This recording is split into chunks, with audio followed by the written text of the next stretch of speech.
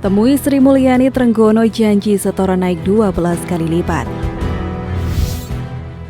Menteri Kelautan dan Perikanan Sakti Wahyu Trenggono mengaku sempat stres lantaran dikejar target penerimaan negara bukan pajak atau PNBP di 2021.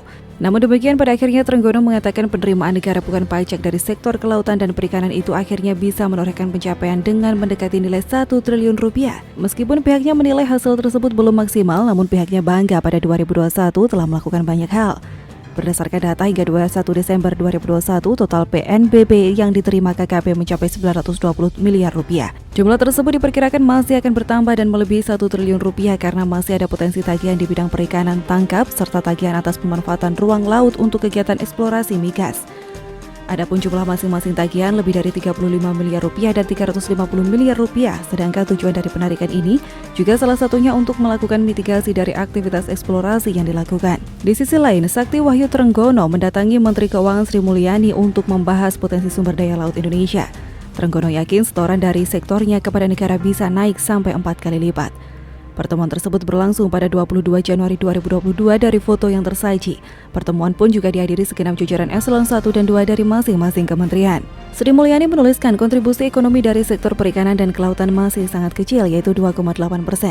Padahal potensinya besar, di mana 62% wilayah Indonesia adalah laut. Padahal bila dioptimalkan besar pengaruhnya terhadap kesejahteraan nelayan dan masyarakat umum lainnya. Sri Mulyani mendukung upaya Trenggono dan Kementerian KKP untuk melakukan perbaikan kebijakan, regulasi, dan tata kelola di kelautan, kemaritiman, dan perikanan Indonesia, sehingga potensi laut Indonesia dapat menjadi sumber kesejahteraan yang dinikmati nelayan dan rakyat Indonesia. Menteri KKP pun berjanji akan meningkatkan penerimaan negara bukan pajak hingga 4 sampai dengan 12 kali lipat dengan langkah regulasi dan tata kelola yang baik dengan menghindarkan dari praktik korupsi.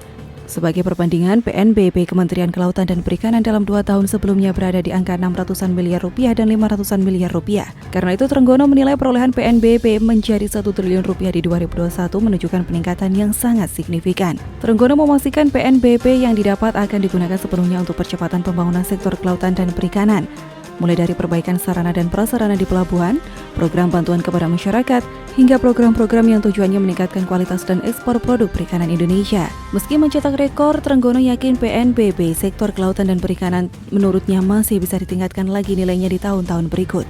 Sebab 3 program terobosan akan diimplementasikan secara menyeluruh di tahun 2022. Program itu misalnya penerapan kebijakan penangkapan terukur di 11 WPPNRI, pengembangan perikanan budidaya komoditas berorientasi ekspor, serta pembangunan kampung-kampung budidaya perikanan berbasis kearifan lokal.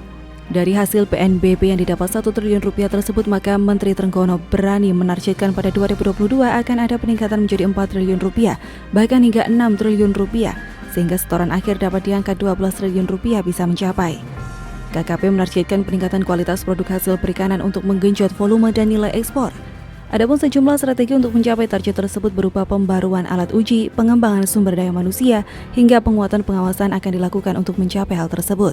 Dengan pemutakhiran alat uji laboratorium, Menteri Trenggono ingin produk perikanan yang diekspor bebas virus dan patogen bahaya lainnya yang dapat mengganggu kesehatan pengkonsumsi.